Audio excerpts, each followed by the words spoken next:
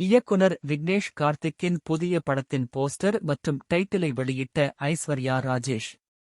இயக்குனர் விக்னேஷ் கார்த்திக்கின் புதிய படத்தின் போஸ்டர் மற்றும் பெயரை நடிகர் ஐஸ்வர்யா ராஜேஷ் வெளியிட்டுள்ளார். ஏண்டா தலையில எண்ண வெக்கல படத்தின் மூலம் வெள்ளித்திரையில் இயக்குனராக அறிமுகமானவர் விக்னேஷ் கார்த்திக். இவர் ஐஸ்வர்யா ராஜேஷை வைத்து திட்டம் 2 படத்தினை இயக்கியுள்ளார். அதன்பின் ஜி.வி.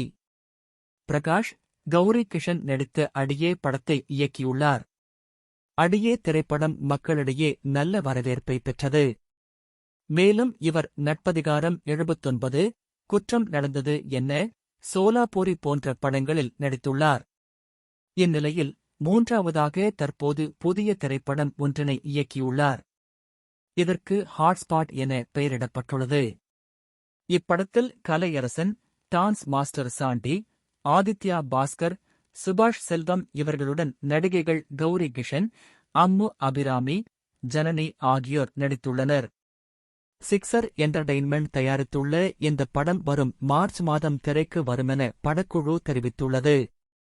இந்த படத்தின் பெயர் மற்றும் ஃபர்ஸ்ட் லுக் போஸ்டரை நடிகை ஐஸ்வர்யா ராஜேஷ் வெளியிட்டுள்ளார். மேலும் இது மிகவும் சுவாரஸ்யமாக உள்ளது. ஹாட்ஸ்பாட் படத்தின் ஃபர்ஸ்ட் லுக் போஸ்டரை வெளியிடுவதில் நான் மகிழ்ச்சியடைகிறேன். படக்குழுவிற்கு வாழ்த்துகள் எனவும் தனது எக்ஸ் தளத்தில் பதிவிட்டுள்ளார்.